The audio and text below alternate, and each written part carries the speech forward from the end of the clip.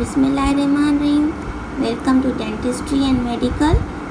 Please like, comment, share and subscribe to my channel. Today's topic is about medical emergencies in dentistry part 2. Let's talk about asthma.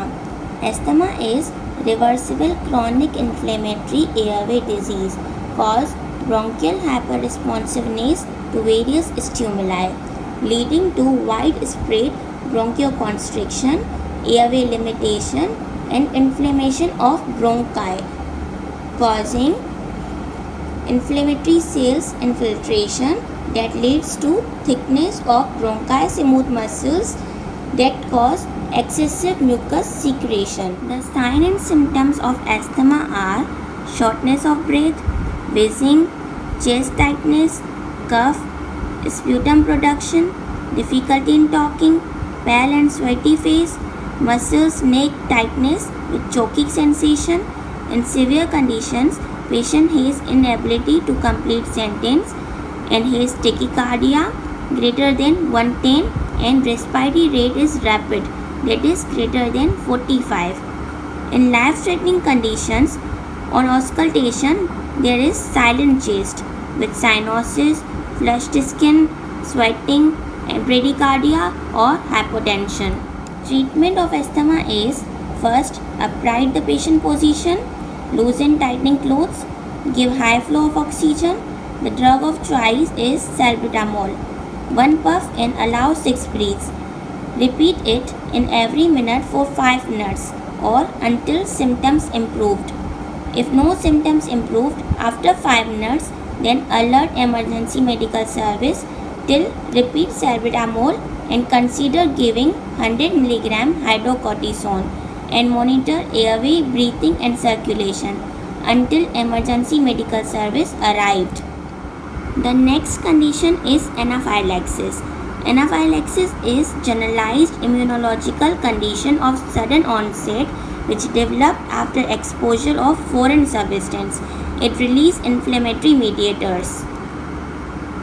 The signs and symptoms are itchy rashes, facial swelling, bronchospasm, tachycardia, hypotension with stridor.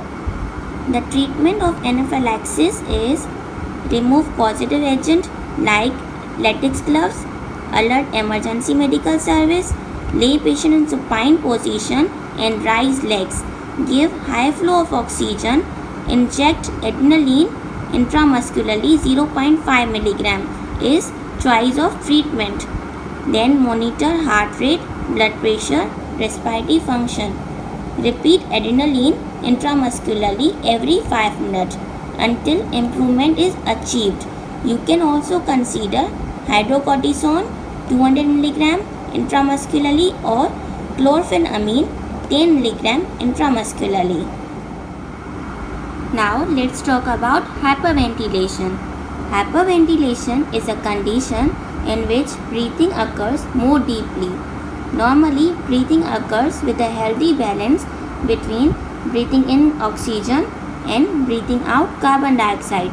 The upset in this balance occurs when exhaling more than you inhaled and result in decrease in arterial partial pressure of carbon dioxide, cause cerebral vasoconstriction and respiratory alkalosis. The signs and symptoms are tingling of the fingers or lips, tetanic spasm of peripheries, dizziness and loss of consciousness due to cerebral hypoxia. The treatment involves reassure patient and advise simple breathing exercise, that is breathing from nose and count to 8 and breathe out through mouth, or count to 8 and hold for count of 4 at the end of expiration. Paper bag re-breathing is also beneficial, that results in increased inspired carbon dioxide. If the patient is unconscious, then maintain airway and place the patient in recovery position until consciousness is regained. Seizures and epilepsy. Epilepsy is defined as excessive discharge of neurons, that is abnormal electrical activity, result in variety of events It is classified into focal and generalized. In focal, it is subdivided into simple partial and complex partial, while in generalized, it is subdivided into tonic-clonic, absence, myoclonic, clonic, and atonic. Sign and symptoms. There is aura occurs. Aura are strange feeling in gut or in strange smell, or patient feel flushed lights. There is loss of consciousness that depend on type of epilepsy. The patient has atypical or odd behavior. Hypoglycemia is also seen if patient is known as diabetic or is child. There is muscle spasm or jerky movements.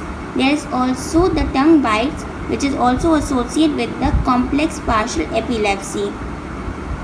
Patient may have noisy or spasmodic breathing with salivations, urinary intolerance, or may have diarrhea. Treatment include: first, stop dental procedures and remove dangerous objects around patient to ensure that the patient is not at risk of injury. Then place the patient in recovery position. Check hypoglycemia. If there is hypoglycemia, follow hypoglycemic measures. If patient recovered within 5 minutes, then reassure patient and discharge with a responsible adult. If patient not recovered within 5 minutes, then consider status epilepsy. Then alert emergency medical service. Give high flow of oxygen and midazolam buccally or intranasally. 10 mg in adult and 7.5 mg in children whose age is 5 to 10 years. Or you can give diazepam 10 mg intravascularly over 2 minutes or 2.5 mg over 30 seconds. Now, adrenal crisis. Adrenal crisis is caused by a deficiency of cortisol resulting from Addison disease or congenital adrenal hyperplasia. It is more commonly due to suppression of hypothalamic pituitary axis by endogenous steroid therapy, causing failure of active the adrenal gland. The cortisol is essential for life that regulate and support many important metabolisms, cardiovascular system, immunologic and homeostatic functions in body. The signs and symptoms include confusion, sweating, vomiting, hypotension with loss of consciousness, and ultimately circulatory collapse. Treatment include: first, give high flow of oxygen, place the patient in supine position, then alert emergency medical service, inject hydrocortisone 200 mg, either IV or IM. This is the end of the topic. Thank you for watching.